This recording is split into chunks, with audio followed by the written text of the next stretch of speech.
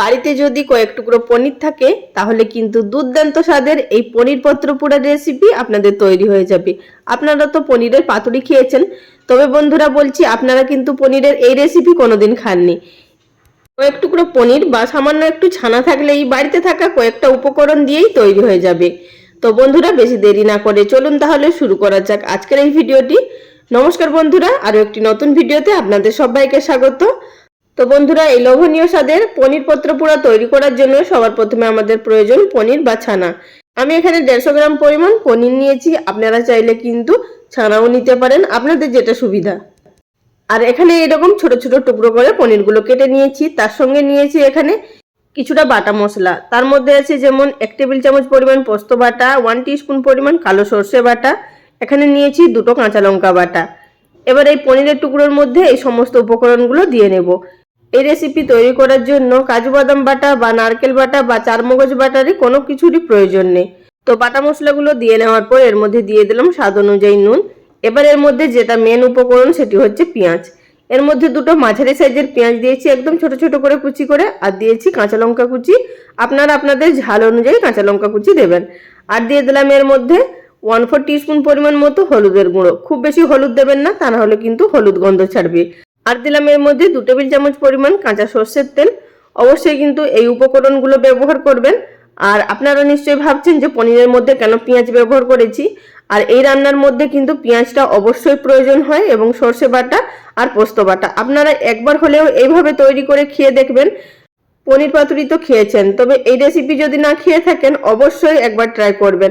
গরম ভাতের সাথে খেতে দুর্দান্ত লাগে। যেই রকম সর্ষে বাটার ঝাঁঝ সেই রকম পোস্তের স্বাদ অপূর্ব টেস্ট হয়। তো হাত দিয়ে খুব ভালোভাবে এটিকে মেখে নিলাম। রেস্টে রাখার কোনো প্রয়োজন নেই, যদি চান আপনারা 10-15 মিনিট রেখে নিতে পারেন। তো আমি আর এখানে রাখছি না।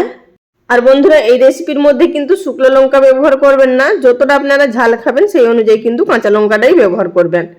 এবার যে পাতার মধ্যে পোড়াবো সেই পাতাগুলো নিয়ে নিয়েছি। এখানে আমি কলা পাতা দিয়ে পোড়াচ্ছি, আপনারা চাইলে কিন্তু শাল পাতা বা হলুদ পাতা দিয়েও পোড়াতে পারেন। তো আমি এখানে একটি বড় সাইজের কলা পাতা নিয়েছি, আর একটি নিয়েছি ছোট। এখানে 2টো করে টুকরো পাতার ব্যবহার করছি, যাতে করে যদি ভেতরের একটি পাতা ফেটে যায় আর বাইরে বেরিয়ে আসবে না। তো সেই জন্য এখানে 2টো করেই পাতা ব্যবহার করছি। তো বেশ কিছুটা মিশ্রণ দিয়ে নেওয়ার পর দিয়ে দিলাম সামান্য পরিমাণ কাঁচা সর্ষের তেল, দিয়ে দিলাম আধখানা এখানে চেরা কাঁচা লঙ্কা, দিয়ে এটিকে খুব ভালোভাবে প্রথমে ফোল্ড করে নেব। তো ফোল্ড করে নেওয়ার পর এবার এটিকে কিন্তু সুতো দিয়ে আমি বেঁধে নেব। আর আপনারা যদি সুতো দিয়ে না বাঁধতে চান সেক্ষেত্রে কিন্তু টুথপিক দিয়েও গেঁথে নিতে পারেন।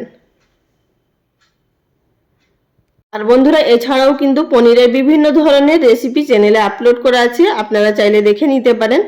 আর এছাড়াও কিন্তু বিভিন্ন ধরনের পাতুরির রেসিপিও আপলোড করা আছে। আশা করছি সেই সমস্ত রেসিপিগুলো আপনাদের ভালো লাগতে পারে। তো বন্ধুরা, এখানে আমি একটি মুড়ে নিলাম আর এইভাবে সুতো দিয়ে বেঁধে নিলাম। তো একই রকম ভাবে আপনাদেরকে আরো একটি তৈরি করে দেখিয়ে দিচ্ছি। আর বন্ধুরা, ভিডিও চলাকালীন ছোট্ট একটি অনুরোধ, যদি চ্যানেলে কেউ নতুন দর্শক বন্ধু হয়ে থাকেন আর ভিডিওটি দেখার পর যদি আপনাদের ভালো লাগে, চ্যানেলটি সাবস্ক্রাইব করে নেওয়ার অনুরোধ রইল। পাশে থাকা বেল বাটনটি অবশ্যই প্রেস করে রাখবেন, এতে করে পরবর্তী ভিডিও নোটিফিকেশন পেয়ে যাবেন। আর সেখান থেকে আপনারা আপনাদের সময় অনুযায়ী দেখে নিতে পারবেন। আর যারা ফেসবুক পেজ থেকেও দেখছেন তাদের কাছেও রিকোয়েস্ট রইল পেজটি ফলো করে নেওয়ার জন্য।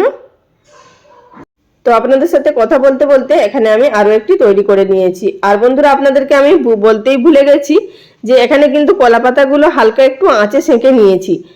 তো এখানে হালকা একটু আঁচে যদি কলা পাতাগুলো সেঁকে নেওয়া যায় তাহলে কিন্তু কলা পাতাগুলো আর ফেটে যাবে না। তো এইভাবে হালকা করে সেঁকে নেবেন, দেখবেন কলা পাতাগুলো খুব সুন্দর নরম থাকবে আর ফেটে যাবে না। এবার চলে এসেছি এগুলোকে ভেজে নেওয়ার পদ্ধতিতে। যেহেতু আমরা এখন গ্যাসে তৈরি করব, তাই এগুলো তো আর পোড়াতে পারবো না, তাই এগুলো তেলের মধ্যেই ভেজে নেব। আর আপনারা যদি উনুনে তৈরি করেন সেক্ষেত্রে কিন্তু কাঠকয়লায় পুড়িয়ে নেবেন, তার টেস্ট কিন্তু এর থেকেও দ্বিগুণ। তেলের মধ্যে দিয়ে ঢাকা চাপা দিয়ে এবার কিন্তু আমাদের এগুলোকে লো ফ্লেমে ভাজতে হবে, উল্টে পাল্টে বেশ সুন্দর করে, যাতে করে ভেতরের পেঁয়াজ এবং পনির সবকিছু সিদ্ধ হয়ে যায় এবং খুব সুন্দরভাবে ভাজাও হয়ে যায়। তো বন্ধুরা, এখানে আমি একদিকটা ভেজে নিলাম, তো এবার অপর দিকে উল্টে দিচ্ছি। তো এগুলো আমি প্রায় 5 মিনিট মতো একদিকটা ভেজে নিয়েছি। এবার অপর দিকে উল্টেও ঢাকা চাপা দিয়ে আরো 5 মিনিট মতো ভেজে নেব। আমাদের এখানে এই রেসিপি তৈরি হতে মোট 15 মিনিট মতো সময় লাগবে। আবার এদিকে ঢাকা দিয়ে 5 মিনিট মতো রান্না করে নিলাম। তো 5 মিনিট মতো আবারও ভাপিয়ে নেওয়ার পর এবার উল্টে পাল্টে গ্যাসের ফ্লেম মিডিয়ামে করে এটিকে আমাদের ভেজে নিতে হবে যতক্ষণ না উপরের কালারটা খুব সুন্দরভাবে গোল্ডেন কালার হয়ে যাচ্ছে।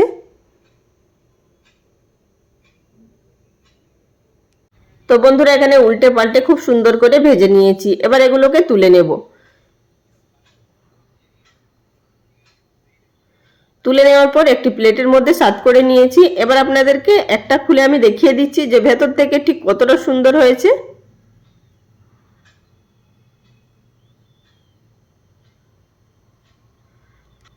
তো বন্ধুরা এখানে আপনারা দেখেই বুঝতে পারছেন যে ভেতরটা ঠিক কতটা সুন্দর এবং কতটা পারফেক্ট হয়েছে, আর খেতেও কিন্তু ততটাই টেস্টি হয়।